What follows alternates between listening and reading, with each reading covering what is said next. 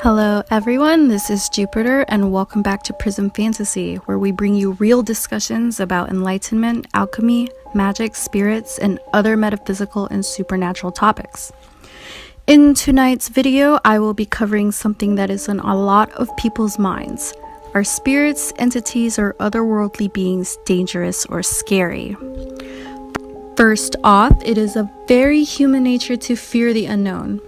When people don't understand something or someone, it automatically causes fear, panic, or discomfort. Instead of trying to understand what they do not know, most people actually try to destroy or get rid of the source that stimulates these feelings that are associated with negativity. Now, most of us living on this earth are surrounded by spirits, entities, and ghosts. Beings that reside on another plane and dimension that we cannot see, but they can see us. It's just that just because we can't see them, that doesn't mean they are not here. Mainstream media, religions, movies, games, and myths, and especially human nature, this is all mostly misleading information that breeds more fear because the concept and information is all misunderstood. Or worse, it's been exploited to install fear on purpose. Scary movies about conjuring or Ouija boards, things like that. These films created for modern media is created by who? Humans. So in the end, it is humans scaring other humans. In many cases, the spirit hasn't even done anything, and yet some irrational people just blame it on a demon or a spirit. Not everything is as how the mass media or religion says it is. Remember that different sides to a story exist, and don't forget that we are spirits too, except we are in the flesh, the physical, and when we die, we become spirit once more. So, to fear and disrespect spirits, entities, and beings, this kind of education and teaching is wrong. By right, we shouldn't be afraid of our own kind and of other souls.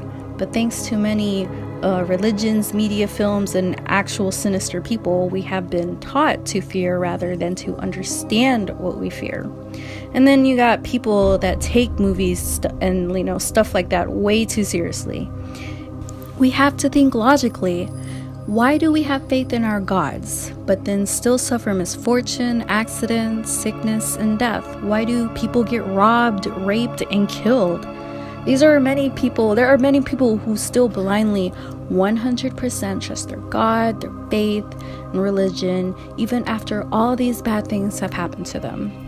And some victims, after having faced their misfortune, blame their God and ask, "Why, God, why?" And then there's people who don't even dare to blame a God and are still even more loyal to their faith. But the answer is actually very simple. We are learning creatures, and we came on Earth as a human to ascend and to learn. Humans are actually a very primitive species that are still evolving. We are still uprooting and changing how we do things like racism, discrimination, women's rights, a corrupt justice system, sex trafficking and child abuse, animal abuse, whatever. It goes on and on. These sort of things, they exist on lower planes and lower dimensions, and that's what Earth is. And we reincarnate as a human to help raise the vibrations of humanity and to teach ourselves lessons it's part of our soul evolution. But we have to accept it no matter what. There is a greater world outside of this primitive lower dimension, and we are all part of a purpose that is bigger than ourselves. So don't forget that. There is more to life than what you know. Just about every, if not all, religions teach that the world is created by a God. So whatever happens, it is the God's work to test us, and we should not blame others for having to overcome tests and punishments. We should not judge good or bad, and we really should not judge anything at all, because we are all in the same place learning here. It's not our job to judge others. The only one who can judge is the one who created this world. We always have to be thankful for anything that happens, because it is a lesson or blessing given to us. If we whine and complain, then we are ungrateful to our Creator. But an example would be when I lost my job, back when, it went out of business. It was really slow. We weren't making money. Instead of sulking or complaining and looking for another dead-end job, I went back to school. Actually, I did go through 2 jobs after I lost that job, and they both didn't work out. One wasn't paying that well, and the other one I quit because of unfair treatment. And that was when I decided to go back to school.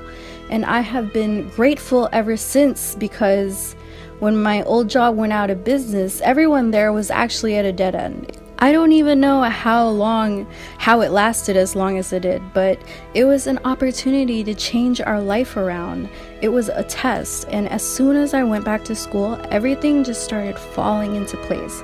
Losing that job was a blessing in disguise, and I hope that everyone that was there, that lost their job with me, actually found their way too. But you see, there is always a bigger picture. We have to learn to be grateful even to our negative experiences, or at least see the good side of it, because there's always a brighter side to things. Mistakes do not define us, and our pain does not define who we are. Instead, it is how we react after these experiences. Do we let it turn us into a better person and help others going through similar tough experiences, or do we hold a grudge for the rest of our lives and live in the shadow of our pain and misery, letting it control every aspect of our life? But are all spirits, ghosts, and entities, are they actually evil? Well, most of the time, no. It is not spirits or entities or other beings that are the culprit of our misfortune. I mean, it can be sometimes, but just like how you would have good and bad people, there are also good and bad beings. But then if you are a negative person, then you will always attract negative humans and negative beings due to the law of attraction. Again, you need a positive mindset to achieve positive results.